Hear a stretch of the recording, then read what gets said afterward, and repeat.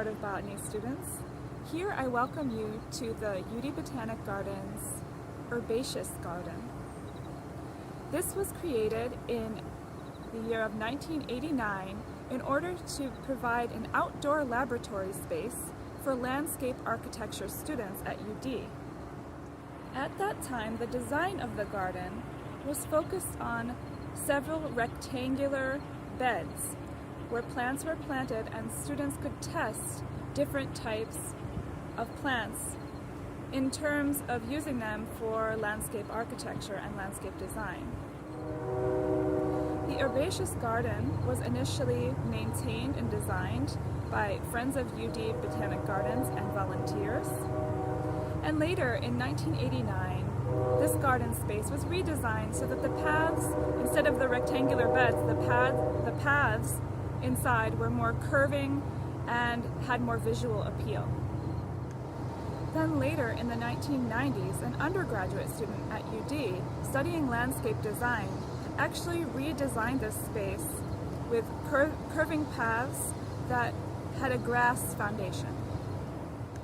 After a number of years, finally in 2009, brick pavers, which you can see behind me, those are those stones lining the path, those were added to this space to make it a little bit more permanent and have distinct boundaries between the paths and the plantings in each of the beds. Then finally, in 2013, the area was upgraded and professionally designed in order to include a greater diversity of plants and also showcase certain plants for the annual agriculture plant sale that happens every spring in April. In this garden, you'll find a diverse array of grasses, summer and spring plantings. Right now, in the end of the summer into the fall, you'll see a variety of Asteraceae species, including asters, black-eyed Susans, and the very tail end of the coneflower plantings. You'll also see hydrangeas and some small ornamental trees. Finally, one thing I also wanted to show you was a feature along this part of the Herbaceous Garden called a Bioswale, and I'll show you some footage of that so you can see what that is and how it works.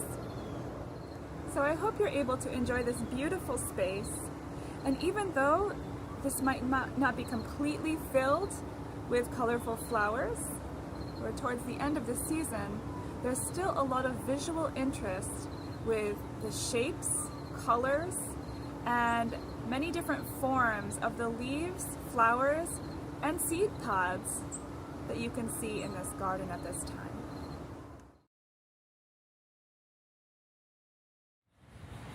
One thing I'd like to show you as part of the Herbaceous Garden that runs alongside this garden is what looks like a stone trail behind me. But this is actually a feature called a Bioswale that actually helps with water management. So right now I'll just turn around, and the road near the UD Botanic Garden, Herbaceous Garden, is behind me. And so if you can imagine, after a storm, a whole bunch of water running down the street behind me. There's a slight slope here. And then the water will actually run off of this road and into the bioswale behind me. And so what does that do? That actually directs the water off of the road.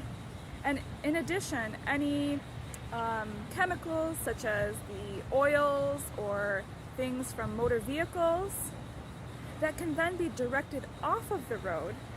And so before it goes into a storm drain system, it can be filtered by this structure and this feature here, the bioswale, where it's directed towards and through these stones and also surrounding silt and soil. And it's directed in that path behind me towards the small wooden pavilion. There and throughout the path throughout the bioswale, it can actually drain through the soil and can be filtered by the roots of the plant that surround the bioswale. That really helps with what is called wastewater mitigation, and is just a small example to showcase this type of feature, which is now used extensively in landscape design in order to manage potential wastewater from roadways, at parking lots, and other areas.